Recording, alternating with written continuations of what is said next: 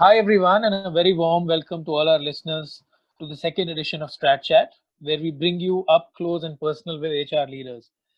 Well, this time we are doing a virtual audio interview, keeping the social distancing norms in mind. My name is Gaurav Bakshi, and today I have with us none other than Sumit Katyal, who's a highly accomplished global CNB leader, currently serving as the regional pension and benefits leader at Asia Pac for GE. So, welcome, Sumit.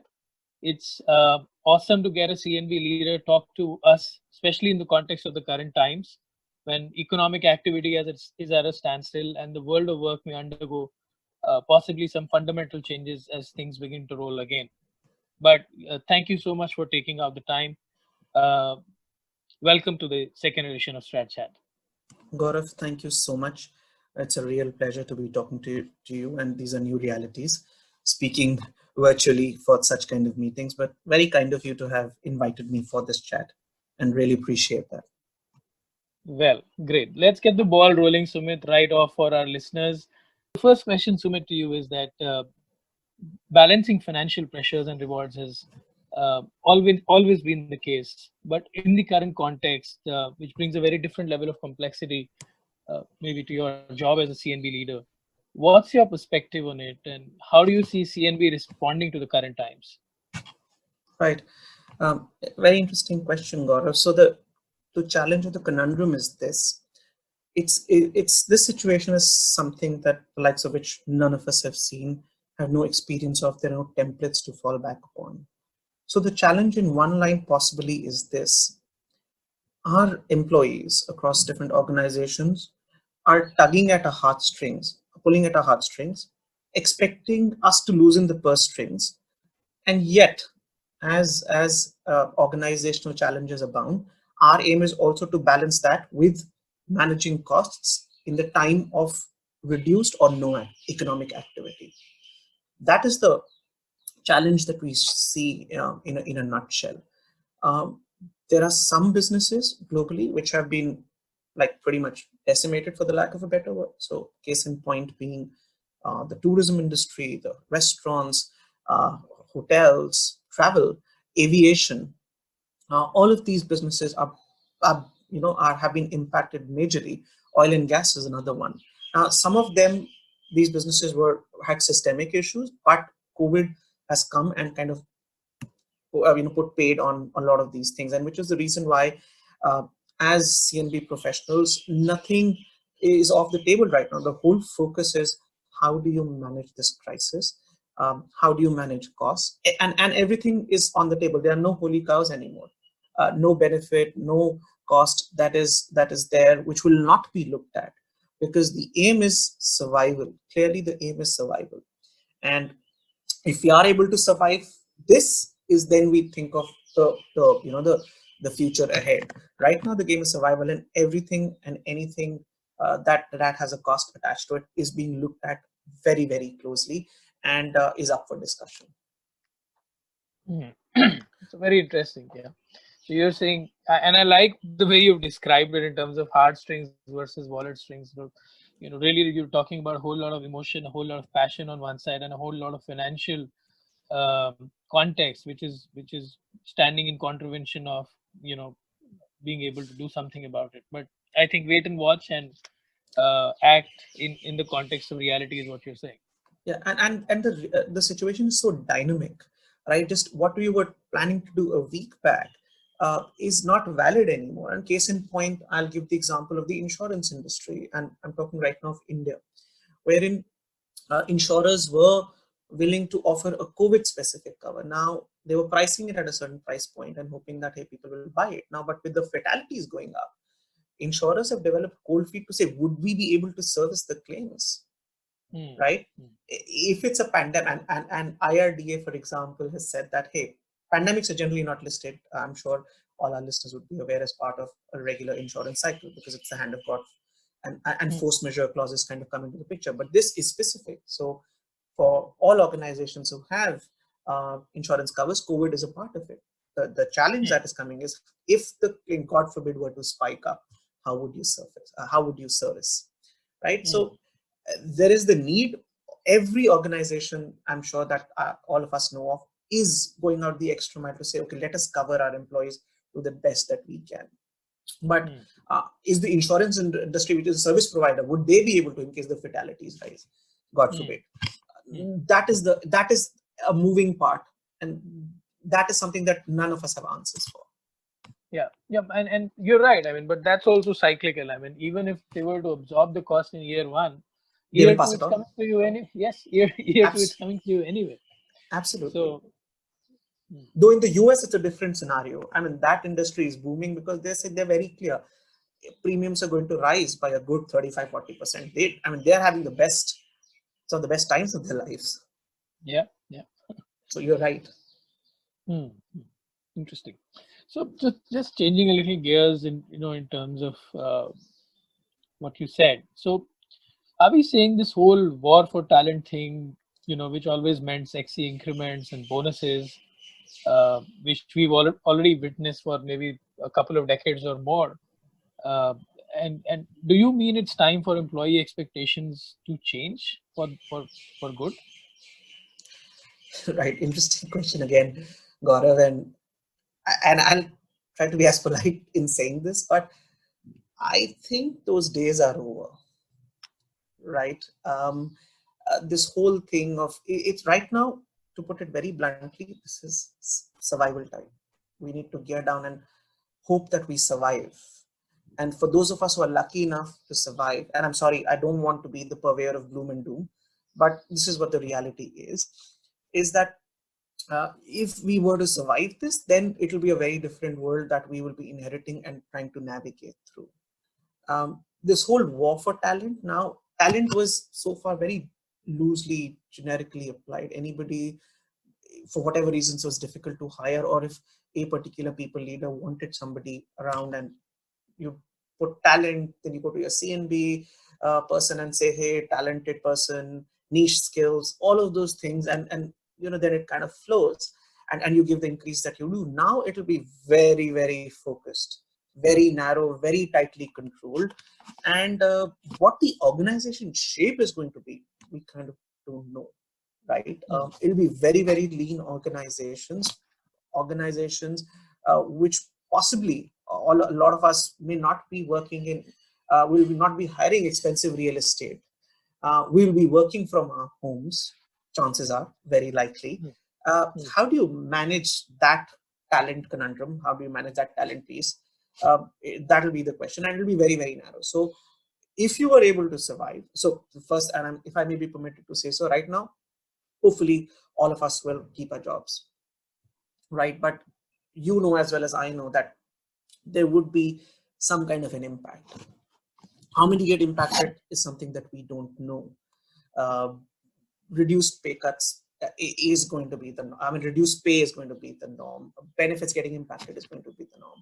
So I think a healthy dose of realism is needed right now, right? In which the aim, as I said, and I say this again and again, is survival. Is you kind of being resilient and riding out through this crisis. And the other challenge of this crisis, we don't know, there's no end date to it. So we don't know how long it lasts, right? So therefore, we need to be prepared. And those days of, increases and all of that, those I think are pretty much over. Sure.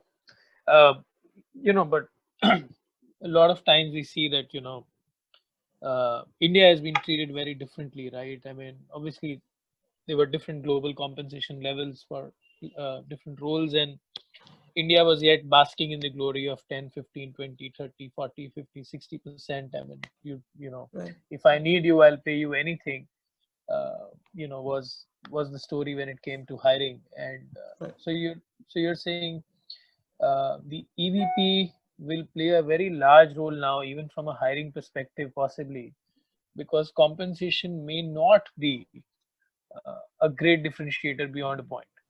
It won't be. And it's interesting. I like to add, two perspectives here. One is, and these discussions are happening as we speak, is one is a lot of the organizations are also thinking that, hey, given that we need to save costs, a lot of the businesses or functions need to move from the respective countries, even in today's times, now to India, especially in engineering and technology or the digital domain, right? To say, okay, costs are low, so you cut jobs there, you get them here.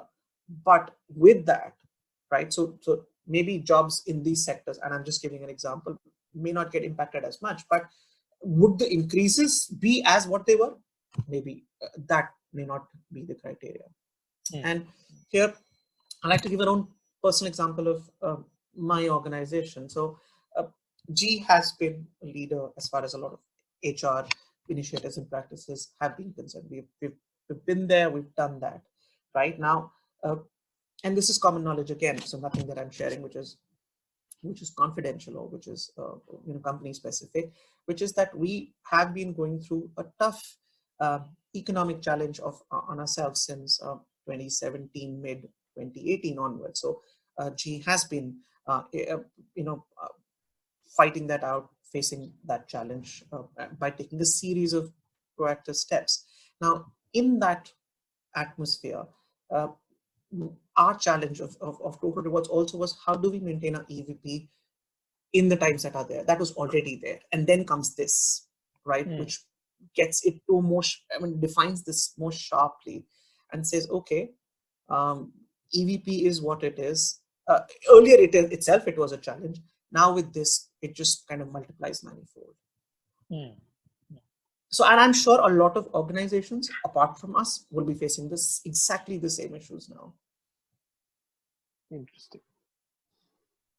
So in this context, I mean, and I think we are talking about EVP, and if I were to sort of take it to the next level in terms of compensation philosophy, how do you see the dilemma of short term versus longer term, fixed versus variable, vanilla versus loaded, and cash versus retirals? I mean, how do you see these 3 or 4 spectrums emerge from here? Forgive me for again and again kind of sounding as if it's end of the world, but right now all our energies are focused on, hey, how do we manage costs right now? Right? And it is not a binary approach that organizations are adopting. It is not like, hey, we're not making money, let's fire people. No, that is one extreme end of the option, and those hard decisions will be taken. But it's almost like a continuum. It's in the continuum, there is almost spectrums that kind of people are also exploring those possibilities. So things like mandatory leaves, people being asked to consume their leaves so that the accruals, for example, get cleaned up and it doesn't impact the balance sheet. The thing of furloughs, taking out, for the lack of a better word, benefits which almost seems like a luxury right now, right? Things, and looking at each of that with a fine lens, and organizations are looking at those alternate models right now, so to say. So if I were to kind of try and have a lens, I mean, frankly difficult, because again, as I said, I don't know how this will play out 2 months, 3 months, a couple of quarters down the line. But if one were to attempt to be a crystal ball gazer, so to say, clearly it almost seems like there would be a focus on, I would say, simplified compensation structures, possibility of the target bonus pay being higher because right now there is depressed activity, and for some sectors it will suddenly, as quickly as it has gone down, it will take up because governments also would be keen to spur demand. So those are the kind of sectors which will take off faster. The sectors which have longer gestation cycles, which are into project management and which are into heavy machinery and things like those, which typically take longer, those will take its own time. But again, the focus will be, hey, how do you provide for the essentials and keep your employees ring fenced? but cut down on things which almost seem like fat and trim them down, right? So maybe I'm just hypothetically, is cars, any which ways were going down. So those will be looked at and said, hey, can we look at hiving them off? But that has an impact on another industry which survives, which is the leasing industry, right? Right. So those are the kind of conversations that we happen. But again, as I said, very early days, because you live to survive through the days right now, every day, because it is such a dynamic situation. You kind of do. And I would also kind of like to add is that the way I feel, and there is a book, I would say, it's called The Small Revolution, and the authors are Linda Kaplan Taylor and Robin Kowal, who put forth the idea that to make a difference and to move forward, the to overcome these overwhelming obstacles, the whole aim is to think small. So, and as they put it, they say that these new times, I'm kind of just in quotes, I'm reading it aloud, these new times call for a new outlook, and therefore we must change our perspective from the grandiose and difficult to the humble and doable. By rediscovering the magic within our smallest actions and celebrating the tiny victories that each of us accomplish daily, we can overcome the big obstacles and effect real change.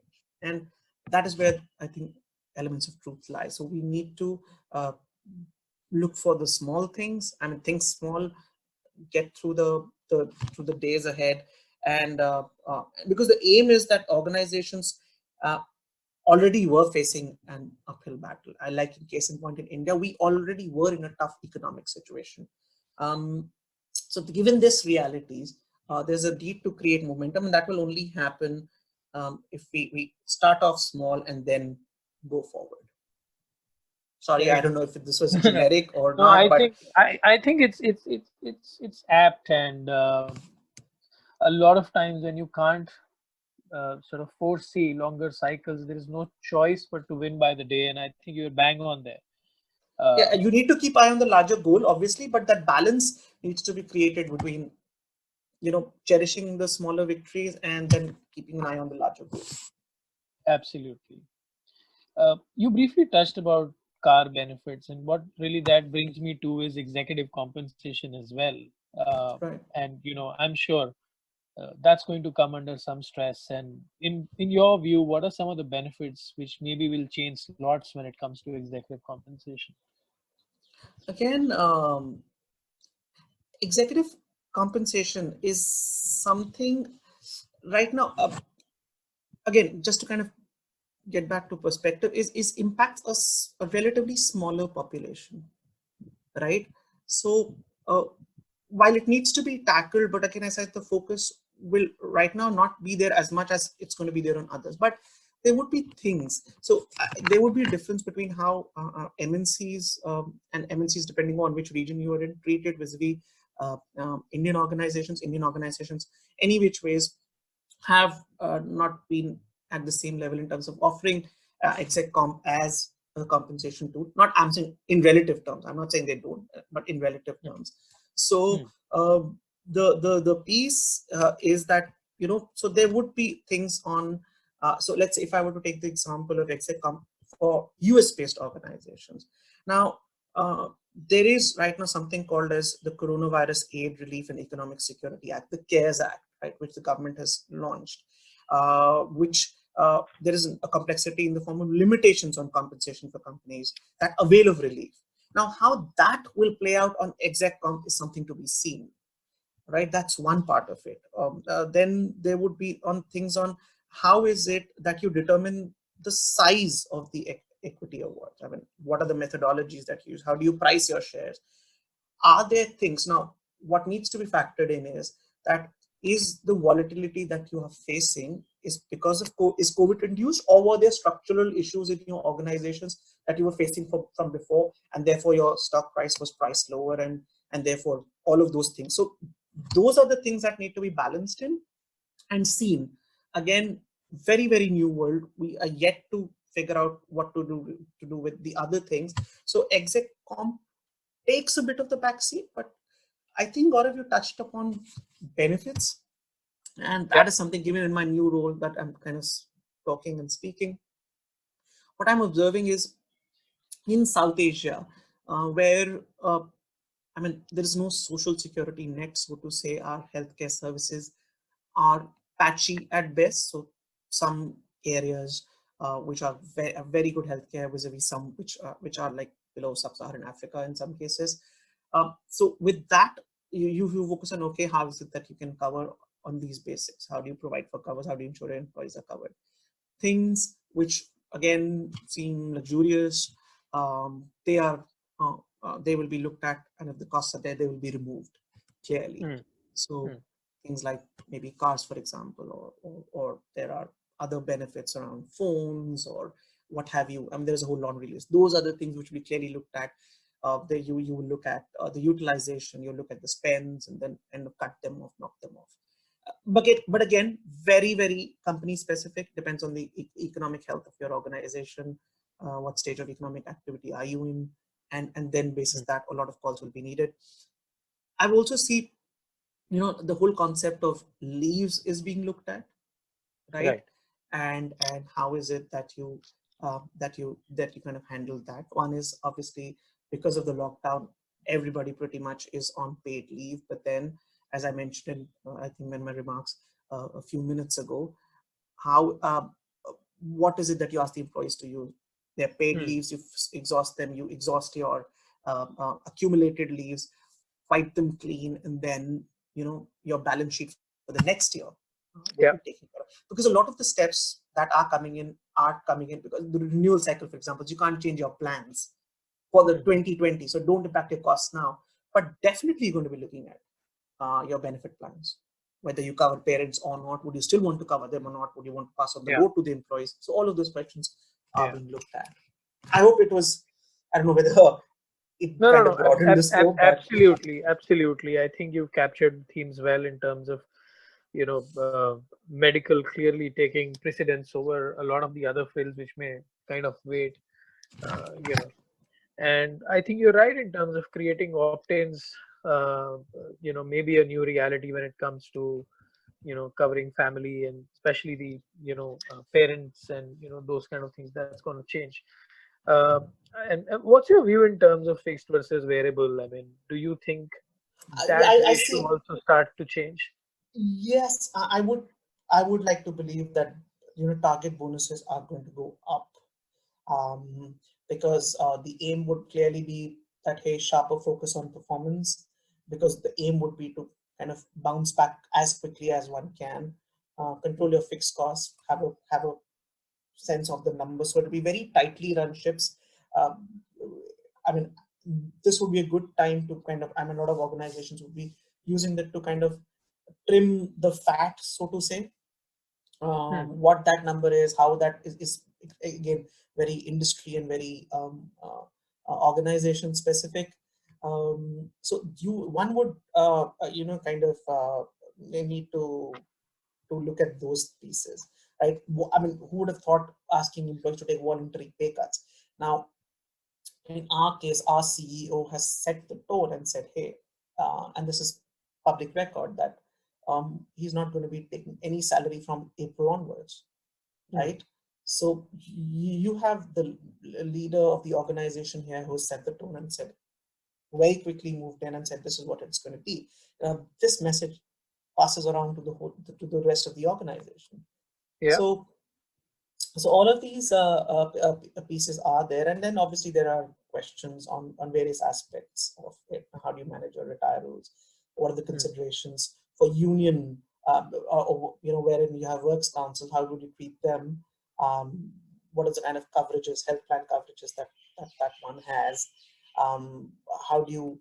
Is there a possibility to kind of? I mean, again, case in point being furloughs. Now, how do you handle um, employer contributions from PF or a gratuity standpoint? Right. No rule book, right? I'm sure even the EPFO would not have a ready answer for that. Correct. Correct. So yeah, Fair. so So, Sumit, you touched upon, a sort of a word which sort of is gaining precedence in how we approach, which is pay for performance. And Yes. the pay for performance philosophy is also where sort of the gig economy also sort of comes in a large way. Right. How do you see that shaping up? Um, Gaurav, gig again is, I mean, what comes in the news, which kind of valorizes and popularizes gig, is our folks who who have voluntarily taken gig, who are at the top of their game, right? Hmm. And who do this because they think it's cool and they know that they can do it, and financially, for the lack of a better word, they're taken care of. So the gig economy, I feel, would be divided into two parts: one who voluntarily choose for gig because they have the option to do that, and the others are who are forced to choose gig, people who get laid off, who are not as whose skill sets do not match with the requirements, and therefore they kind of have to perforce opt for gig. Now, Hmm. yes, chances are that the organized workforce would be scaled down in a huge way. There'll be more people who would be unemployed. Case in point is the US, wherein 10 times increase in the unemployment levels, right, from what they were. Uh, in India too, I mean, the day is not far off, and a lot of our folks will not have jobs. Now, they perforce may go on gig, but the fact is, how many of them would get the opportunity, right, to be on to be employed even while Right. doing a gig, so to say, right? Sure. And Yep. if gig becomes a norm, which it is likely to, then I am reasonably sure the governments are going to step in. Hmm. Again, I take the example of a US wherein, um, in I think it was California, if my memory serves me right, wherein the I think it was, I think, Lyft or Uber workforce was given the right to unionize, and the government intervened to say, hey, you are liable for benefits. Now, if this becomes a norm, I can guarantee you governments are going to step in. And the interesting thing that has happened because of COVID is that, um, it has shown that people are wanting a governmental intervention, be it business or people, and governments are going to get into our lives in a big way. Big governments, I feel, are back. They're going to be more intrusive. They know what is happening, and therefore this will also be a place which would get legislated at some point in time. Therefore, Hmm. then does it remain gig as the way we know it is a moot point. I think a very, very interesting perspective there. You're saying that it's not really going to be as free as it is currently. It's called Maybe a free not, because economy in that sense. Yeah. yeah, and you know that sector after sector is asking for the government to pitch in, use public money, and and save the industries. Right. So if I am the benefactor, I will have a say in how you work. True. True.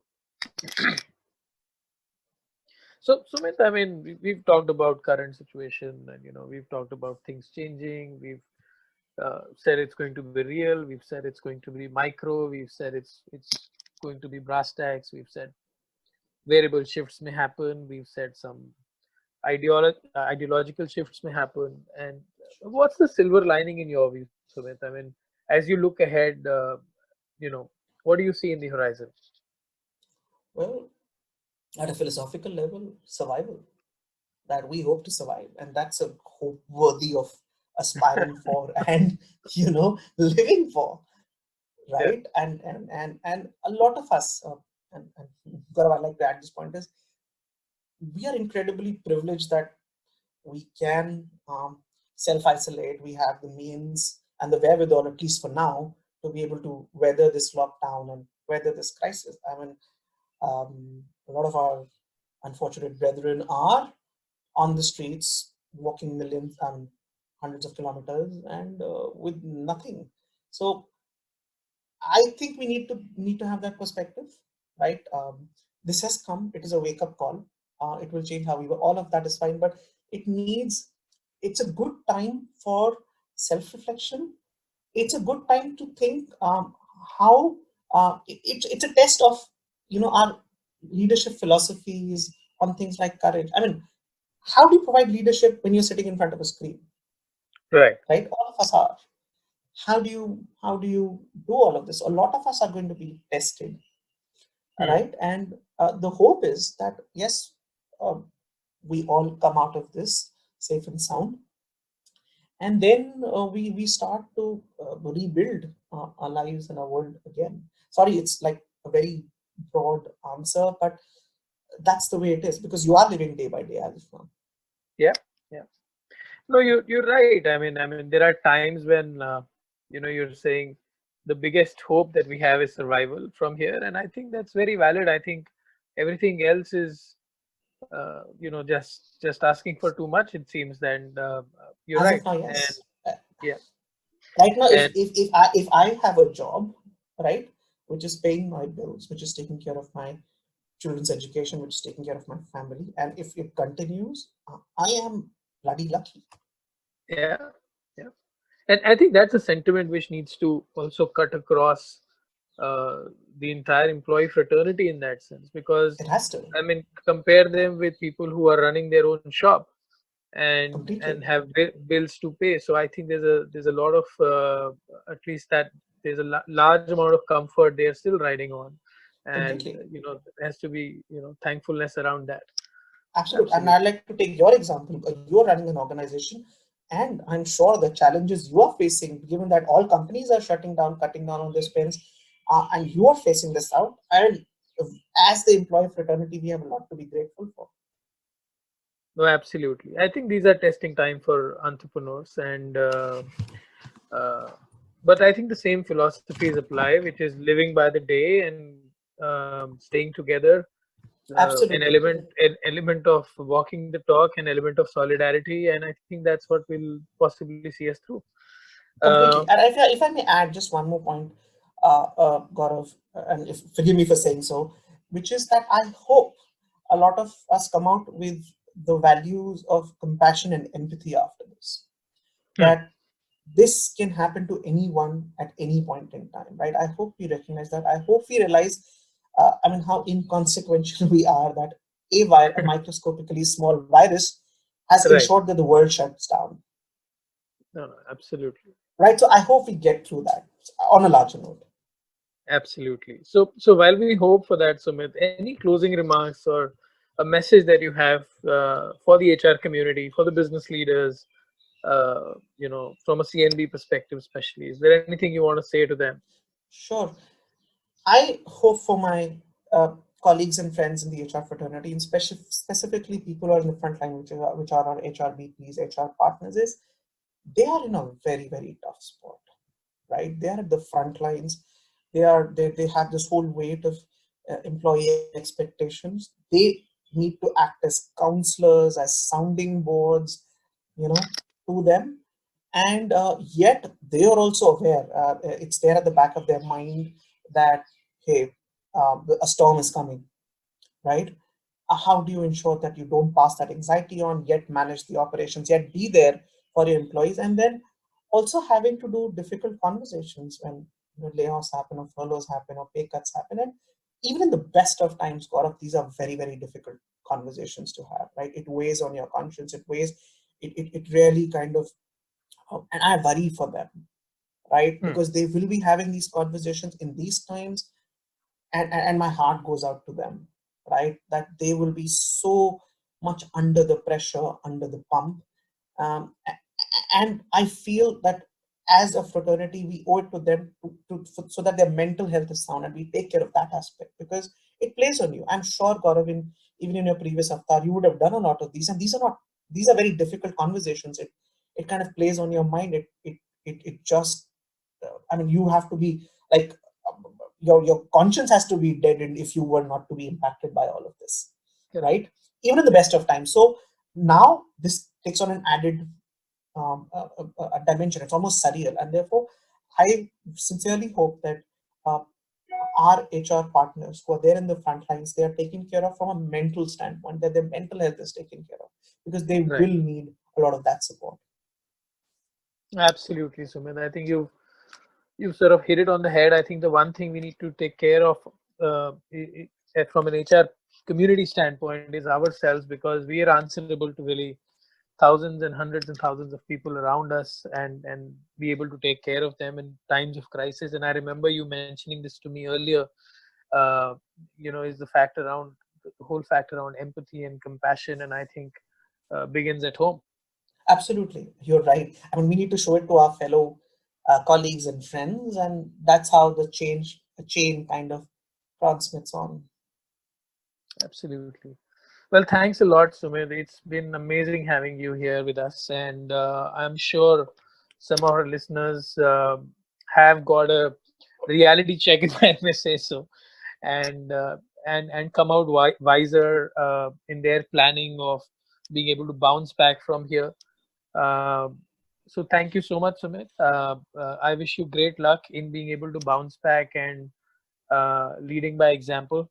Uh, No, Thank you thank so you, much. Gaurav, for giving me the opportunity for having this conversation. Really appreciate. Thank you for thinking of this and doing it in such times. I think you are performing a great service for the larger HR community, and I really thank you for it and appreciate whatever you're doing. Pleasure is ours, Sumit. Thank you. Thank you. Thank you. Have a good day. Bye. You too. Bye.